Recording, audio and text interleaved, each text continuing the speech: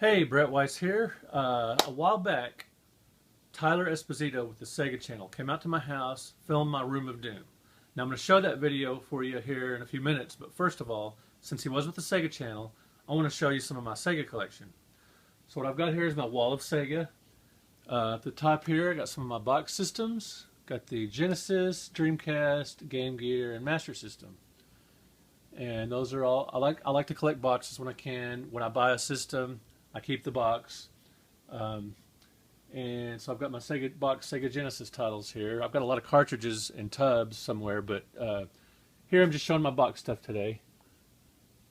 Sega Genesis, some of my other boxed items, and Sega Master System, Sega CD.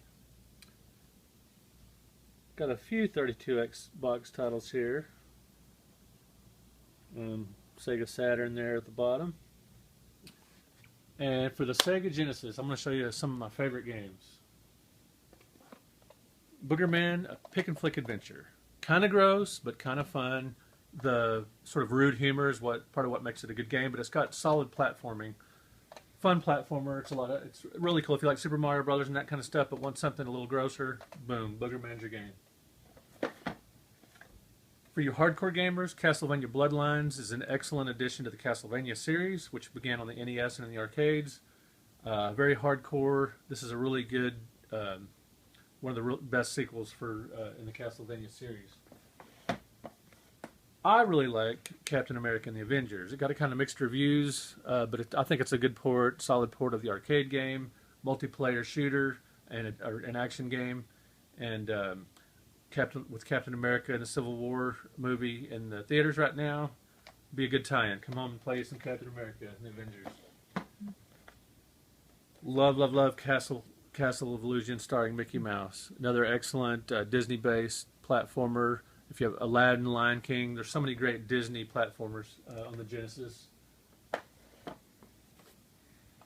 Another killer game. If you like the Castlevania Bloodlines, you should like Contra Hardcore. Another sequel in a popular series. This is one of the better Contra games. If you have a Genesis, this is a must-own. Going down the line here, Ghouls and Ghosts. Excellent game.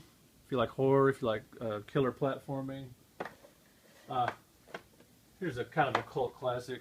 Crew Ball. Really cool pinball game with some, if you're a Motley Crue fan, heavy metal fan, and you like pinball, you should get it. Right here is the Sega Nomad. This is a handheld Sega system that you can actually play Genesis games on the go. You can also hook it up to your TV as a console and play Genesis games.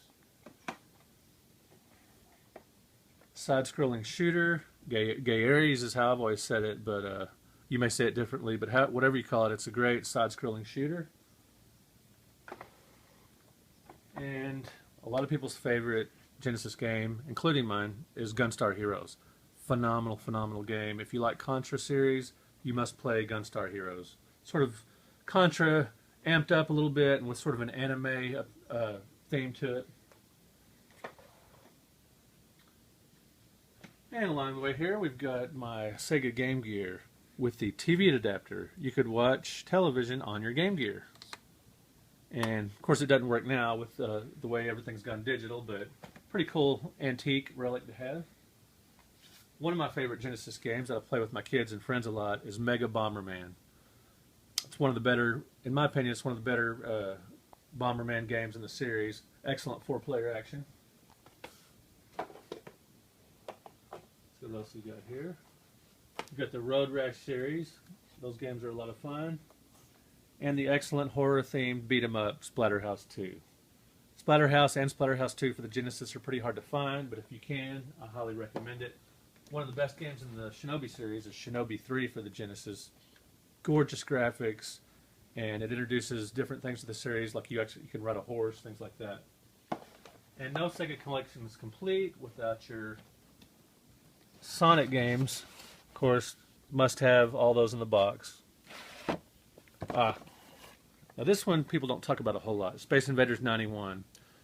It brings the Space Invaders formula, slide back and forth at the bottom of the screen, shoot upwards at invading aliens, adds new weapons, really cool soundtrack, excellent graphics, highly recommended. Again, kind of hard to find, but well worth it. Truxton was an early Sega Genesis game.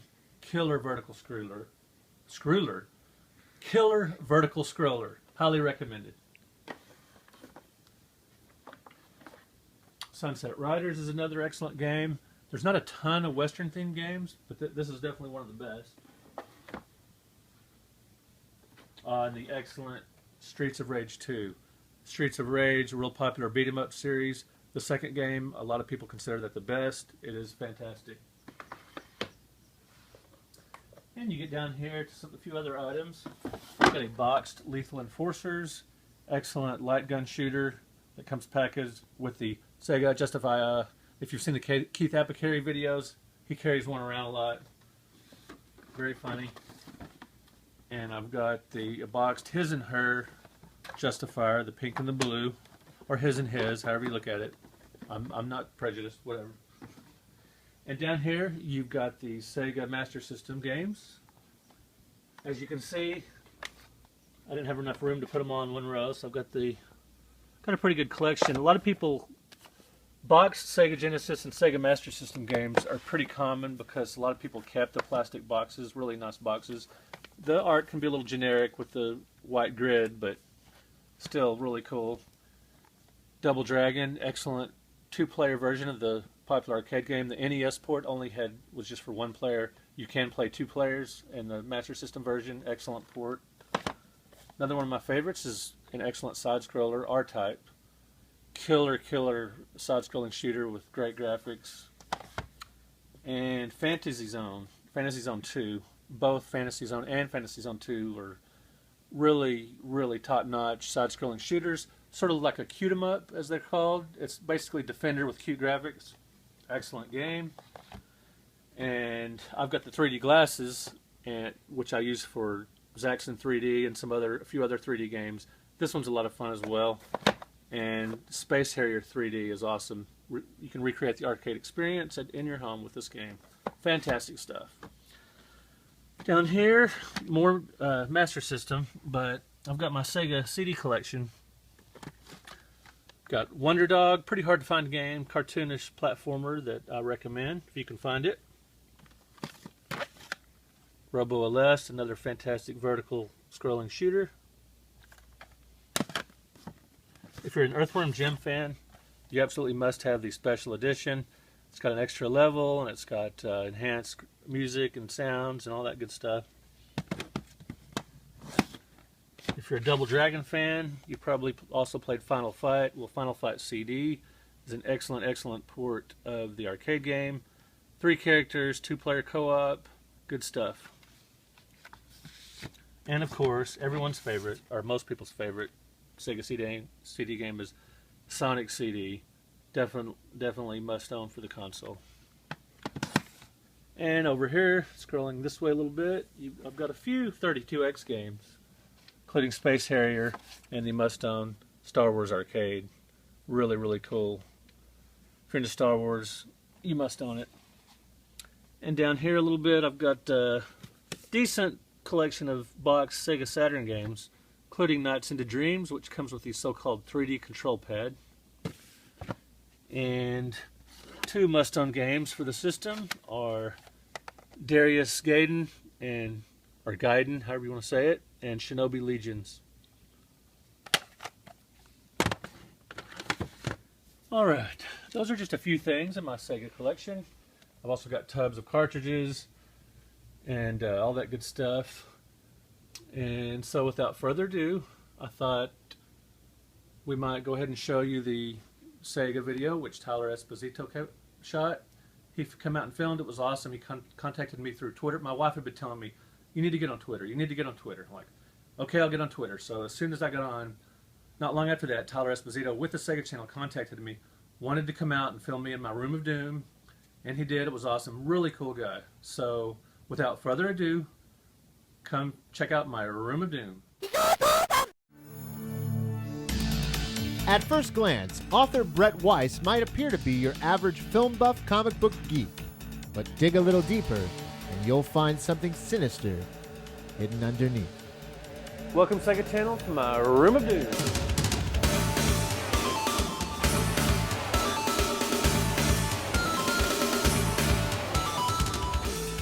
My brother-in-law sent me a classified ad for a website called the All Game Guide that was looking for writers to write about ColecoVision, Commodore 64, and some of these older consoles. And I was like, this is perfect. And so I sent them some samples of my writing, resume basically, and so I was hired pretty quick. Well, not hired, it was a freelance basis, just to write just video game descriptions and reviews. After 9/11, they let go all their off-site writers, people that weren't on-site in Ann Arbor, Michigan.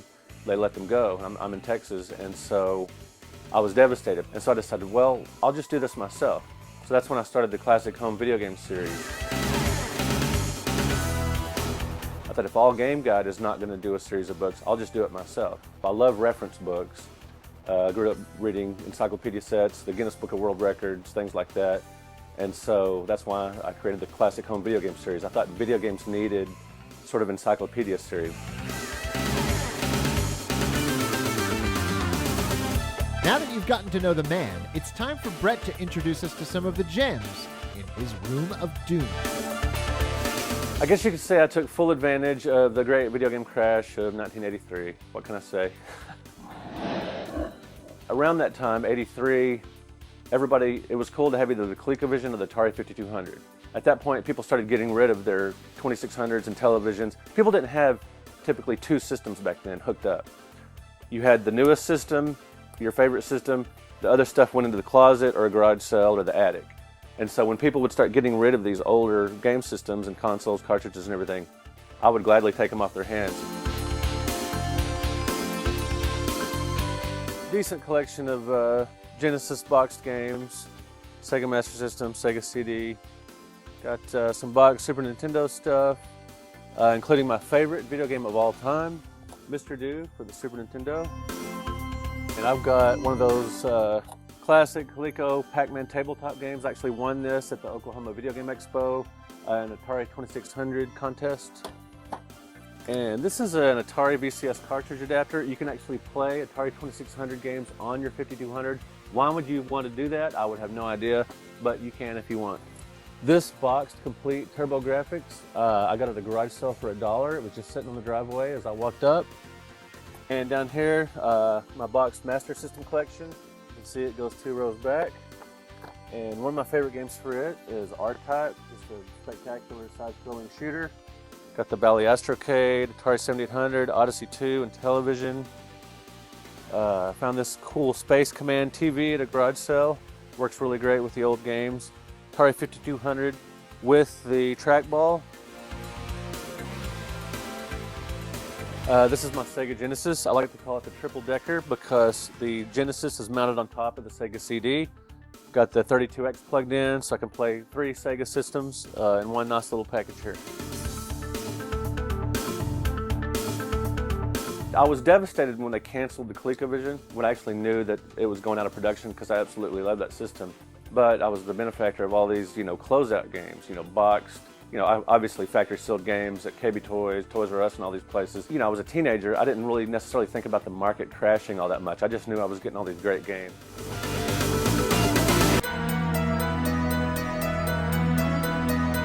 What I like about retro gaming is the simplicity of the games. You can just pick them up, not worry about an instruction manual or 20 buttons, and just plug it into the cartridge and just start playing. I compare a game like Defender to baseball, where you never get tired of playing it because there's all these nuances and strategies and, challenges where you can just pick it up. Defender never really gets old.